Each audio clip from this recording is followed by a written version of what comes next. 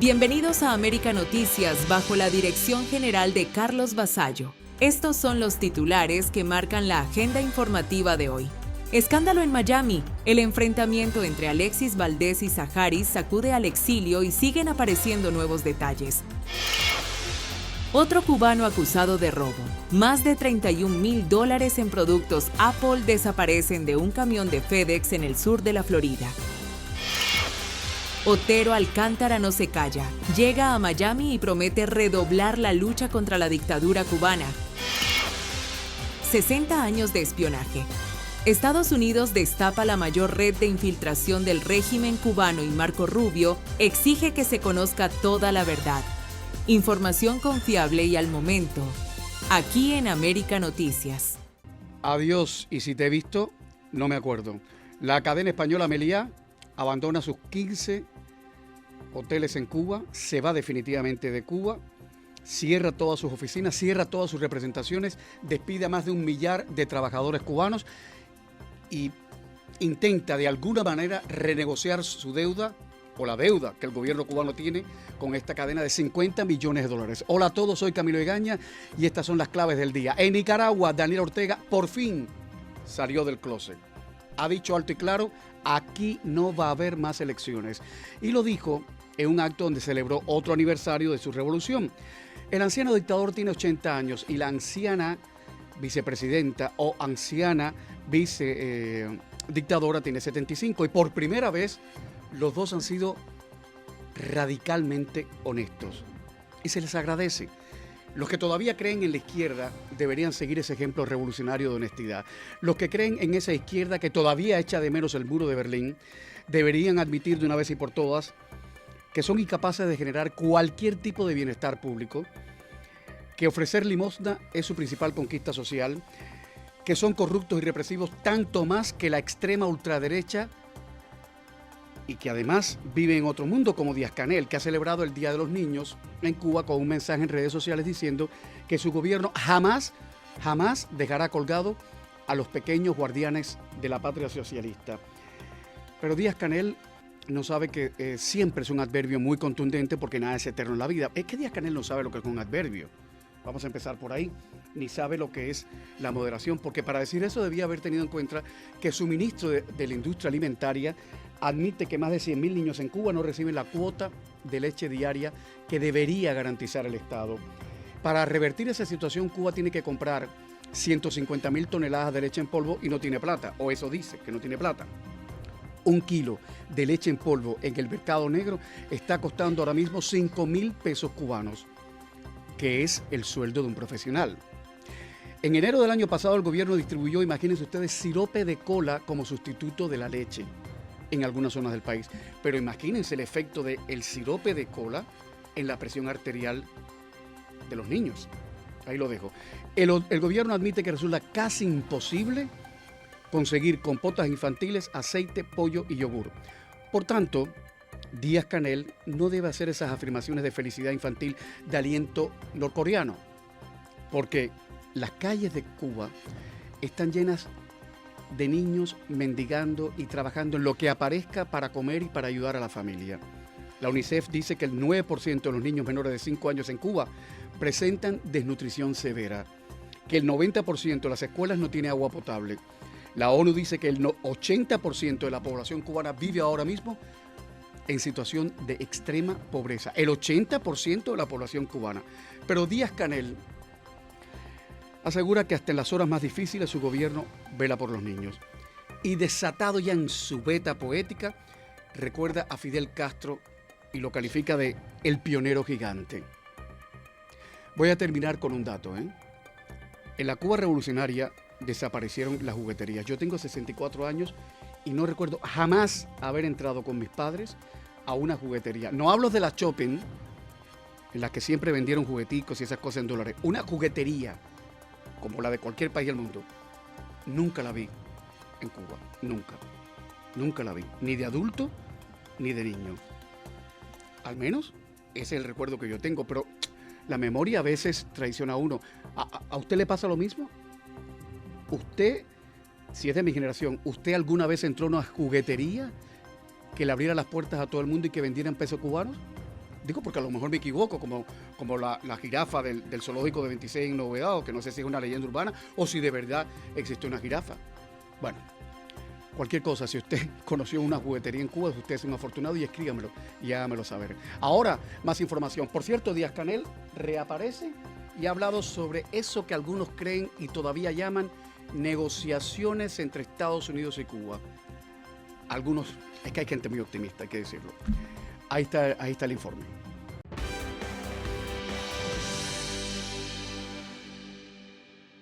A ver, yo creo que hay también tenemos que volver a los referentes históricos. La revolución siempre ha defendido encontrar por la vía del diálogo la solución a las diferencias bilaterales entre Cuba y Estados Unidos.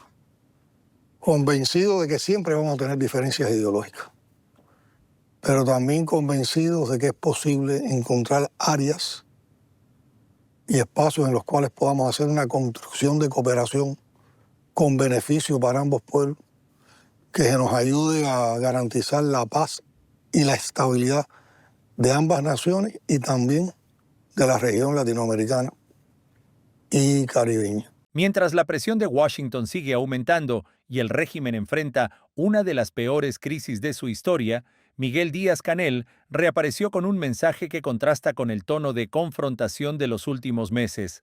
Asegura que no quiere una guerra con Estados Unidos y que mantiene abierta la puerta al diálogo.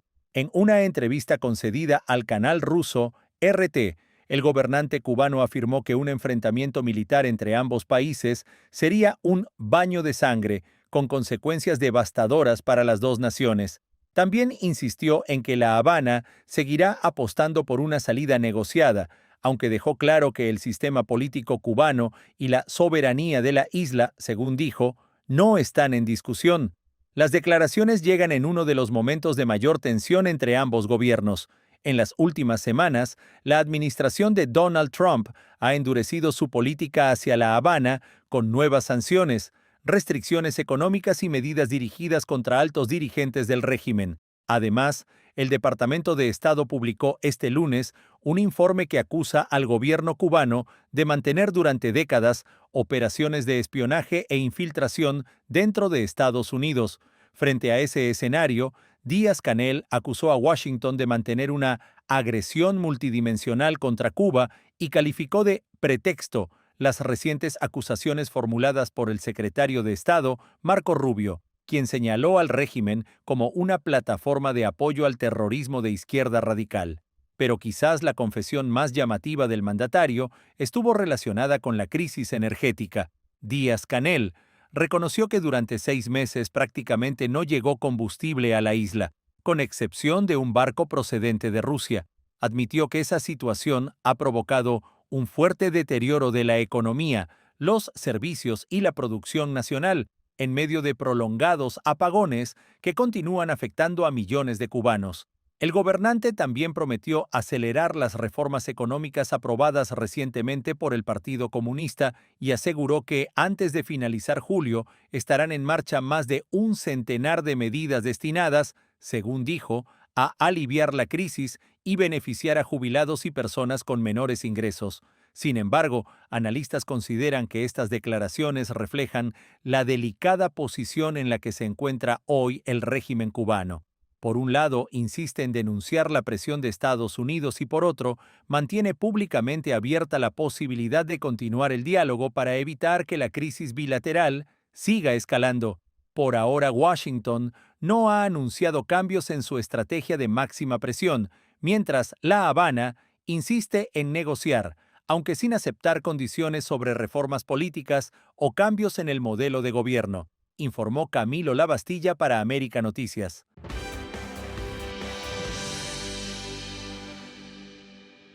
Escándalo en Miami.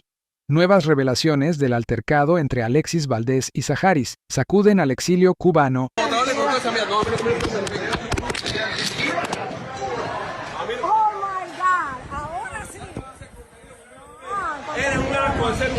Lo que comenzó como una tarde para disfrutar la final del Mundial, terminó convertido en uno de los escándalos más comentados entre la comunidad cubana del sur de la Florida. Según un reporte publicado por el diario Cibercuba, el humorista Alexis Valdés y la actriz Saharis Fernández protagonizaron un fuerte altercado en un restaurante de Miami que terminó con la intervención de la policía y abrió una nueva polémica en redes sociales. Con el paso de las horas han surgido nuevos detalles. De acuerdo con el testimonio ofrecido por la propia Zaharis en una transmisión en vivo, todo comenzó cuando Claudia Valdés, esposa del humorista, se le acercó para pedirle que abandonara el establecimiento. La actriz asegura que respondió que no tenía por qué irse, ya que se encontraba en un lugar público y había sido invitada por amigos para ver el partido. Yo lo voy a grabar, porque él está muy agresivo y me dijo, te pusiste el banco de Otaola y todo eso. Muchacho, me tumbó eso. Y yo recogí el teléfono y decía, oiga, pero esto es real. Me volvió a tumbar el teléfono y cuando me tumbé el teléfono se me rompió, está rota la pantalla. Y cuando me tumbé el teléfono me metió un empujón, pero un empujón. Y bueno, se tuvieron que meter gente en el medio para separarlo, para quitármelo de arriba. Fíjate que yo me quedé así y yo dije, bravo por mí, porque mi reacción ha sido, es que yo no entendía, no entiendo. Ay, me decía, te vas. Bueno, después que él lo sacó la policía, que yo regresé, la gente decía, Saja, te vas. El patio entero, porque yo decía, pero ¿cómo me voy a ir de aquí? No entiendo, si esto no es tu casa, esto no es tu lugar. Pero además respeta al dueño, respeta a la gente que está viendo esto. ¿De qué tú me estás hablando? ¿Cuál es el problema que tú tienes conmigo? Otra hora. Pero habla conmigo eso en un espacio cerrado, en un lugar cerrado, llámame por teléfono, llámame por FaceTime, ve a buscarme, averigua dónde yo vivo, cítame en tu casa, no sé. Siempre según su relato, minutos después Alexis Valdés comenzó a increparla. La acusó de hablar mal de su familia, de ser cercana al influencer Alexander Otaola y de formar parte de su entorno. Zaharis sostiene que negó todas esas acusaciones, pero la discusión subió de tono. La actriz afirma que, mientras intentaba grabar lo ocurrido con su teléfono celular, Alexis le golpeó el equipo en 2 ocasiones, provocando daños en la pantalla y en la cámara. También denunció que hubo empujones y que varias personas presentes tuvieron que intervenir para evitar que la situación pasara a mayores. Tras el incidente, la policía acudió al lugar, entrevistó a los involucrados y levantó un reporte. Según Cibercuba, no hubo arrestos porque la propia Zaharis decidió no presentar cargos en ese momento, aunque aseguró que su abogada le recomendó hacerlo. Además, indicó que las cámaras de seguridad del establecimiento habrían registrado todo el episodio y podrían ser claves para esclarecer lo ocurrido. Uno de los aspectos que más ha llamado la atención es que Zaharis aseguró que lleva cerca de 2 años sin mantener relación con Alexander Otaola, desmintiendo que exista una alianza entre ambos. Incluso, el propio Otaola confirmó públicamente ese distanciamiento, aunque criticó el comportamiento de Alexis Valdés tras conocer lo sucedido. Este incidente revive una rivalidad que lleva varios años enfrentando a Alexis Valdés y Alexander Otaola, una disputa que ha trascendido las redes sociales y que, una vez más, termina involucrando a otras figuras del exilio cubano. Hasta el momento, Alexis Valdés no ha ofrecido una explicación pública detallada sobre este incidente. Mientras tanto, las redes sociales continúan divididas y la expectativa ahora está puesta en las imágenes de las cámaras de seguridad y en el informe oficial de la policía, que podría aportar una versión más completa de lo sucedido, informó Enrique López para América Noticias.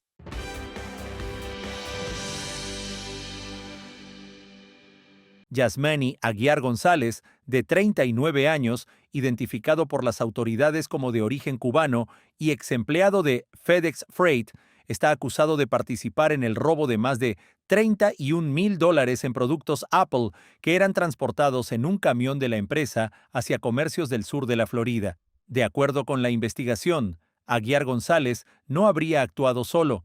Las autoridades señalan como su presunto cómplice a Michael Turro Cabrera, de 43 años, residente de Pembroke Pines y quien, para ese momento, trabajaba como conductor de FedEx Freight. Los investigadores sostienen que el presunto esquema ocurrió durante 2 jornadas consecutivas, los días 28 y 29 de noviembre de 2025, cuando Turro Cabrera tenía bajo su responsabilidad 2 cargamentos de productos Apple destinados a establecimientos minoristas del sur de la Florida. Al llegar la mercancía a su destino, Apple detectó importantes faltantes. El primer cargamento registró pérdidas por $22,507, mientras que el segundo presentó un faltante de $8,658, para un total de $31,165 en dispositivos desaparecidos. FedEx reportó oficialmente el caso el 18 de diciembre de 2025 e inició una investigación interna que detectó irregularidades en el recorrido del camión. La empresa descubrió paradas prolongadas sin explicación y una presunta manipulación de los registros de tiempo, por lo que despidió a Turro Cabrera ese mismo día. La investigación pasó entonces a manos de la policía de Medley, que utilizó el sistema GPS del camión para reconstruir el recorrido. Los detectives determinaron que el vehículo abandonó la ruta asignada y realizó una parada no autorizada Pine Crest. Allí, cámaras de vigilancia captaron la llegada de una camioneta Dodge gris que retrocedió hasta quedar alineada con la parte trasera del remolque. Según los investigadores, esa maniobra, conocida como espalda con espalda, habría permitido transferir la mercancía directamente del camión a la camioneta de forma rápida y discreta. Aunque las cámaras no muestran claramente las cajas siendo descargadas, la policía sostiene que la secuencia de movimientos es compatible con un robo de carga. La investigación sumó además otra evidencia considerada clave. Los registros telefónicos revelaron que, precisamente cuando ambos vehículos coincidieron en ese callejón, hubo una llamada entre Turro Cabrera y Aguiar González. Además, empleados de FedEx revisaron las imágenes de videovigilancia e identificaron a Aguiar González como el presunto conductor de la camioneta utilizada en la operación. FedEx aseguró que coopera plenamente con las autoridades y reiteró que la seguridad de los envíos de sus clientes es una prioridad. Ahora, ambos enfrentan cargos por hurto mayor de carga y fraude organizado, mientras la investigación continúa para determinar si hubo más personas involucradas y qué ocurrió finalmente con los productos Apple desaparecidos, informó Camilo Labastilla para América Noticias. Entre líneas, la noticia detrás de la noticia. Vamos a echar un vistazo a lo que está pasando en el plano internacional y por supuesto vamos a ir a Irán, el estrecho de Hormuz y también la guerra de Ucrania, de Rusia, ¿no? Que no podemos obviar, no podemos dejarlo a un lado. Vamos con Irán primero. La última información que tenemos por acá para comentar con ustedes. Sigue creciendo la inestabilidad, también la preocupación en relación con la guerra. Estados Unidos redobló la ofensiva militar contra Teherán, esto como represalia por la muerte de 2 soldados estadounidenses en una base en Jordania. Eso fue información, de ahí pues viene ese recrudecimiento, ¿no? También el Comando Central del Ejército de los Estados Unidos confirmó la muerte de un tercer estadounidense, pero en Irak.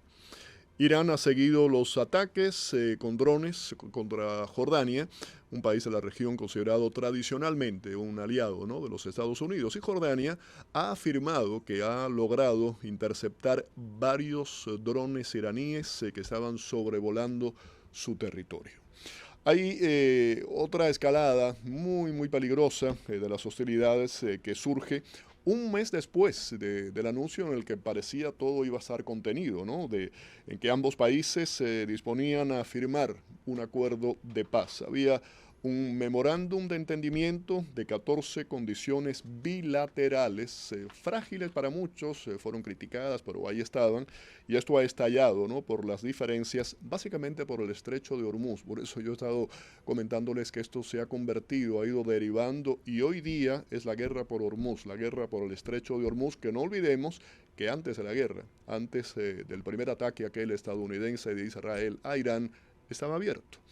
Es la guerra de Hormuz, un estrecho de solamente 34 kilómetros que ha disparado el precio del combustible y todo lo relacionado con el mismo, que es mucho. Estados Unidos bombardeó durante 7 días consecutivos objetivos iraníes. Washington ha bloqueado los puertos iraníes, impidiendo llegada o salida de buques. O sea que eso es lo que está ocurriendo en la región.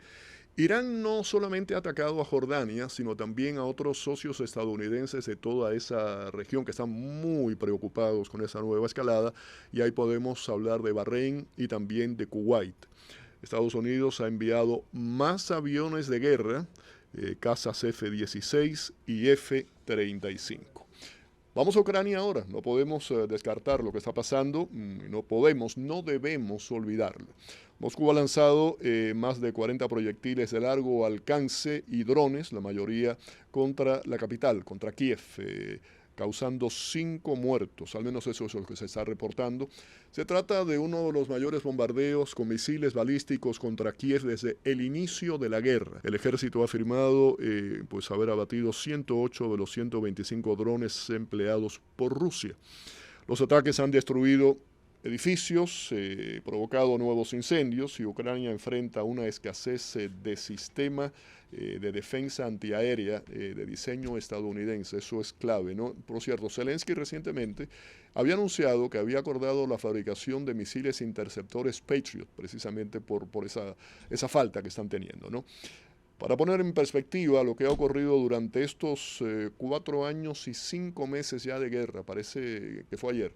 La guerra en Ucrania comenzó 24 de febrero de 2022.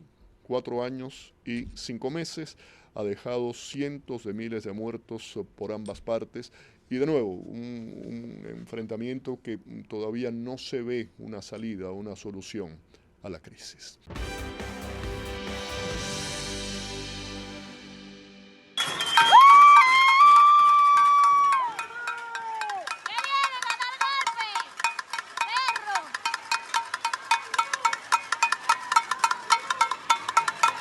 Lo que ocurrió anoche en Centro Habana no fue un incidente aislado, fue una nueva demostración de que la crisis en Cuba dejó de ser únicamente un problema eléctrico para convertirse en un problema político y social que cada día enfrenta con más fuerza al pueblo cubano y al régimen. En la esquina de Consulado y Refugio, decenas de vecinos salieron a la calle después de soportar varios días sin electricidad. Golpearon cazuelas, levantaron una hoguera en plena vía pública y desafiaron la llegada de la policía. Lejos de dispersarse, respondieron con gritos que reflejan el nivel de frustración acumulado.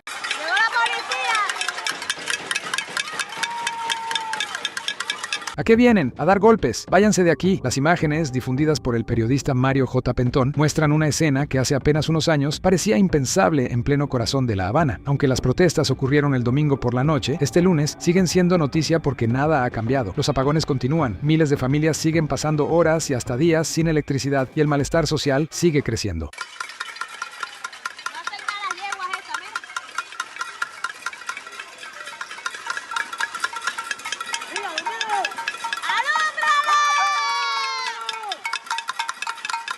La corriente puede regresar por momentos, pero el descontento permanece. Lo ocurrido en Centro Habana se suma a una cadena de protestas registradas durante las últimas semanas en Lawton, El Vedado, Regla, Guanabacoa, San Miguel del Padrón y otros municipios de la capital. En casi todos los casos, el detonante fue el mismo: apagones interminables. Sin embargo, el reclamo ya no se limita a exigir que vuelva la luz. Cada vez son más frecuentes las consignas de libertad, las críticas directas al régimen y los enfrentamientos verbales con las fuerzas de seguridad. Detrás de esta tensión está el colapso del sistema eléctrico cubano. Las principales termoeléctricas continúan sufriendo averías constantes. La falta de combustible mantiene fuera de servicio buena parte de la generación y el déficit energético sigue obligando a cortes que afectan a la mayor parte del país. Mira, esto es en Artemisa, Toledo. Y ya vino la policía y se llevó a gente presa. Que no hemos hecho nada más hemos tocado caldero, más nada. En algunas provincias, los apagones han superado las 72 horas consecutivas, mientras la población enfrenta además problemas de agua, transporte, alimentos y servicios básicos. La respuesta del régimen tampoco ha cambiado. Patrullas, presencia policial, vigilancia, detenciones y restricciones a las comunicaciones siguen siendo la reacción más visible cada vez que un barrio decide salir a protestar. Organizaciones independientes de derechos humanos han denunciado decenas de arrestos relacionados con estas manifestaciones y advierten que la presión sobre los ciudadanos continúa aumentando. 5 años después de las históricas protestas del 11 de julio de 2021, el escenario es distinto, pero el sentimiento que se respira en las calles vuelve a ser muy parecido. La diferencia es que ahora el descontento no nace de un solo hecho extraordinario. Se alimenta todos los días de la oscuridad, la escasez y la falta de perspectivas. Cada apagón se convierte en una prueba para la paciencia de los cubanos. Y cada cacerolazo deja claro que el problema ya no es únicamente la electricidad. Lo que se está agotando, según reflejan estas imágenes, es la capacidad de una parte del pueblo para seguir soportando una crisis que parece no tener salida, informó Enrique López para América Noticias.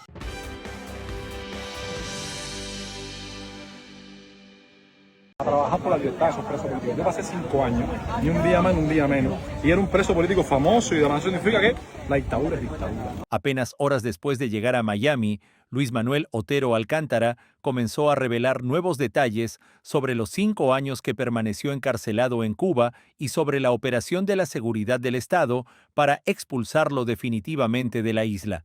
El artista y fundador del movimiento San Isidro aseguró que no llegó al exilio para guardar silencio ni para retirarse de la lucha. Su mensaje fue directo: vengo a trabajar, y advirtió que cada minuto perdido representa más tiempo de permanencia para la dictadura. Entonces, viniendo de ese sacrificio, por favor, Miami, los cubanos que están aquí, los cubanos que están en el mundo entero, Donald Trump, todos los que puedan ayudarnos, por favor, contribuyan a que Cuba sea libre, que un minuto de trabajo es un minuto menos de dictadura. Otero Alcántara aterrizó el sábado en Miami después de cumplir íntegramente una condena de 5 años. Su sentencia terminó oficialmente el 9 de julio, pero las autoridades cubanas no lo liberaron ese día.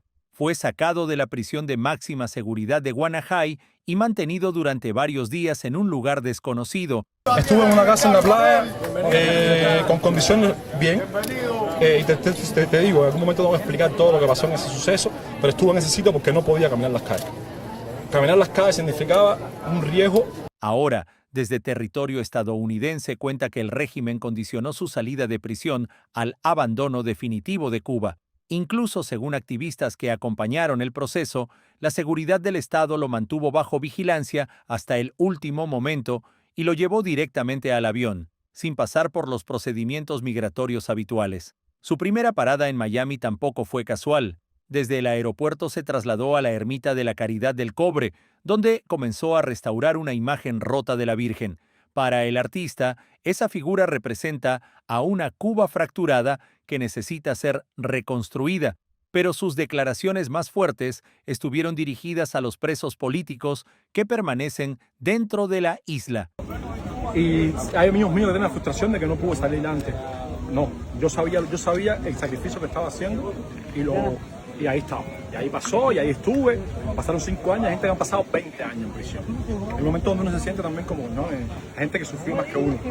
Pero para los presos políticos lo que hay es libertad de muerte. Que eso al otro día salen todos para la calle. Y no hay, por supuesto, no más presos políticos. Estamos conectados. Otero Alcántara afirmó que no existen soluciones parciales ni negociaciones individuales capaces de terminar con las condenas políticas. Según dijo, la verdadera liberación llegará cuando desaparezca el sistema represivo. Con una Cuba libre, todos los presos políticos podrían salir inmediatamente a la calle. También recordó que su reconocimiento internacional no le evitó cumplir cada día de la condena. Logramos un grupo de negritos en San Isidro, un grupo de negros en San Isidro, con poquísimos recursos, movilizar un país entero y que en cada uno de los rincones en Cuba se supiera que existía un movimiento que se llamaba San Isidro. Cada uno de los cubanos hoy por hoy sabe lo que es patria y vida. Tras 5 años detrás de las rejas y un exilio impuesto, asegura que no pudieron quebrar su mente. Ahora comienza una nueva etapa desde Miami: denunciar, crear y mantener la presión sobre el régimen cubano hasta que quienes permanecen presos también recuperen la libertad, informó Camilo Labastilla para América Noticias.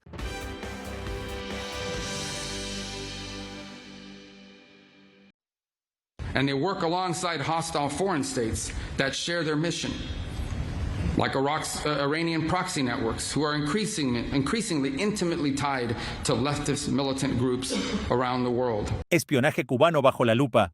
El gobierno de Estados Unidos acaba de lanzar una de las acusaciones más contundentes contra el régimen cubano en décadas. El Departamento de Estado publicó un informe de 100 páginas en el que sostiene que La Habana desarrolló durante casi 60 años una estrategia sistemática de espionaje, infiltración política, operaciones de inteligencia y campañas de influencia dentro de Estados Unidos.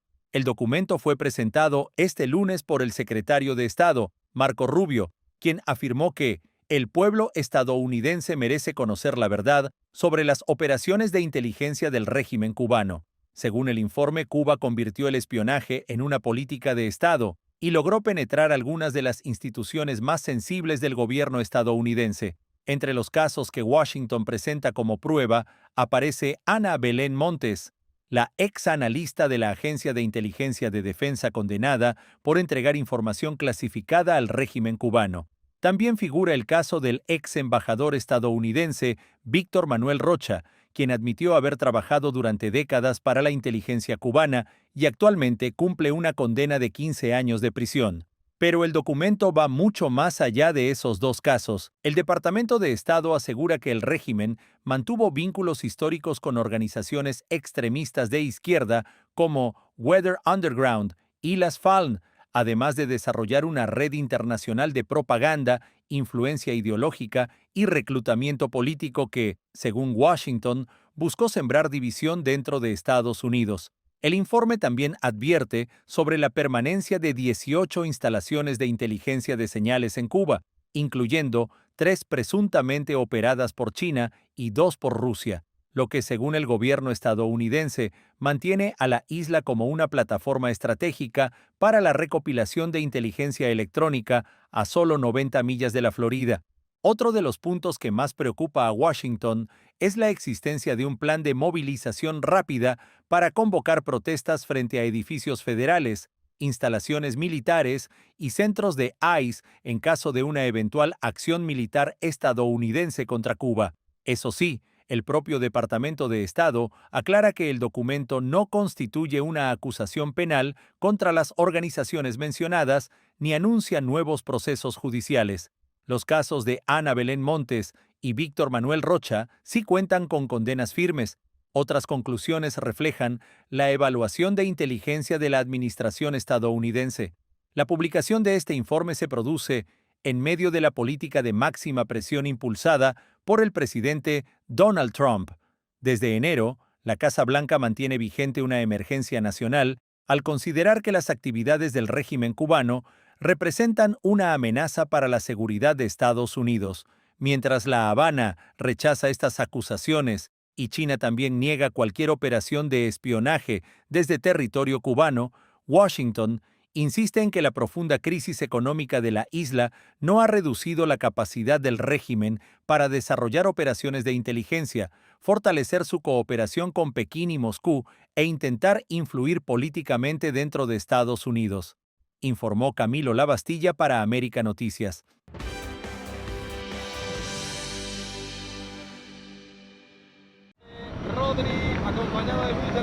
Regreso triunfal. Los jugadores de la selección de fútbol de España, flamantes campeones del mundo tras derrotar a Argentina, llegaron el lunes a Madrid.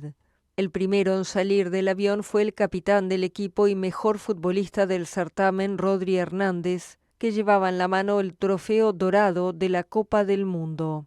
Junto a él descendió el seleccionador Luis de la Fuente, seguidos del resto de los jugadores. Todos subieron a autobuses con carteles en sus laterales que leían «Enhorabuena, campeones», con el que iniciaron un recorrido que implica homenajes oficiales y un baño de multitudes en la capital española.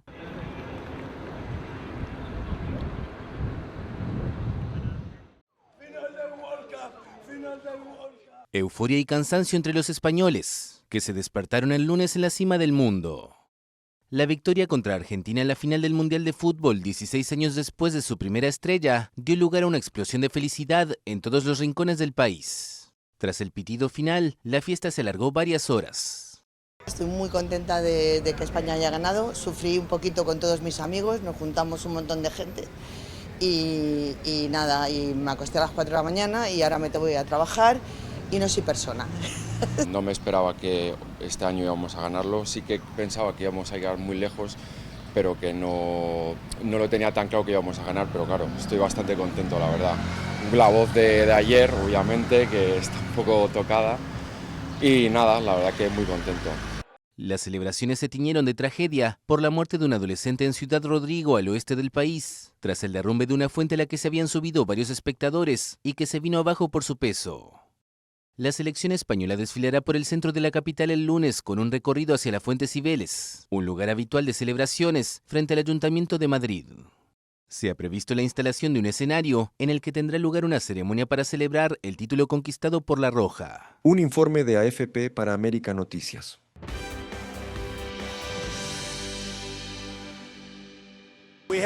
Le dimos muy duro otra vez esta noche y lo hicimos en honor a probablemente sean 3 en lugar de 2 grandes patriotas. Me siento muy mal por ello. Esas grandes personas estaban allí luchando para que Irán no pueda tener un arma nuclear. La guerra entre Estados Unidos e Irán acaba de entrar en una de sus etapas más peligrosas desde que comenzó el conflicto. Las últimas horas dejaron nuevas bajas estadounidenses, más ataques en la región, el envío de refuerzos militares por parte de Washington y una creciente amenaza para el suministro mundial de petróleo. El Pentágono confirmó la muerte de otro miembro de las Fuerzas Armadas de Estados Unidos. El militar falleció en el norte de Irak durante la detonación controlada de un dron iraní derribado. Otro soldado resultó herido en el mismo incidente. Con esta muerte aumentan las pérdidas estadounidenses en un conflicto que continúa escalando. Mientras tanto, las operaciones militares no se detienen. Estados Unidos lanzó una nueva ronda de bombardeos contra objetivos iraníes por 9ª noche consecutiva, atacando instalaciones militares, infraestructura estratégica y posiciones vinculadas con misiles y drones. La ofensiva ocurre mientras el presidente Donald Trump evalúa ampliar aún más las operaciones militares y mantiene sobre la mesa nuevas opciones para golpear la capacidad ofensiva de Teherán.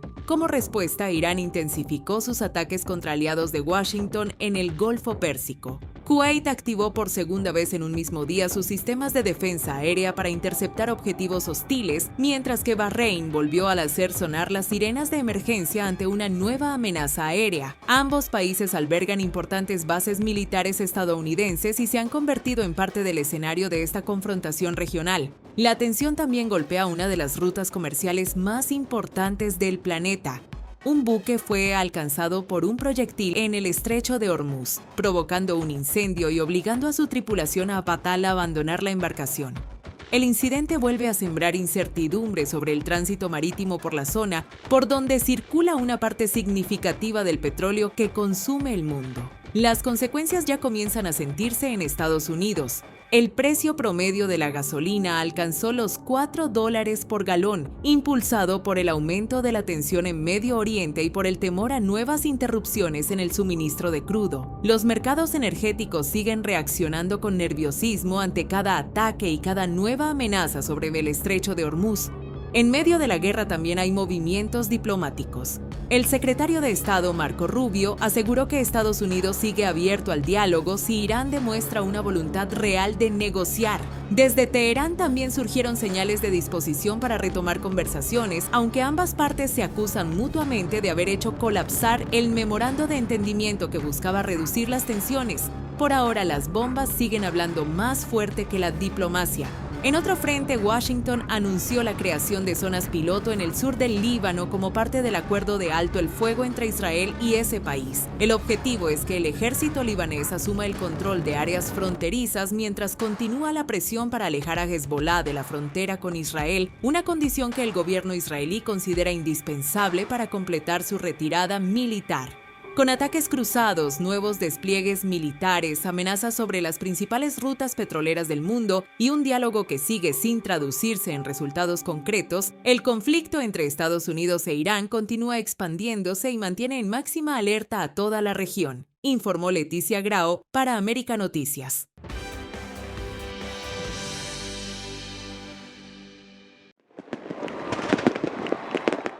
El presidente de Nicaragua, Daniel Ortega, descartó cualquier posibilidad de celebrar elecciones. El mandatario criticó a la oposición el domingo durante un acto por el aniversario 47 de la Revolución Sandinista, celebrado en Managua.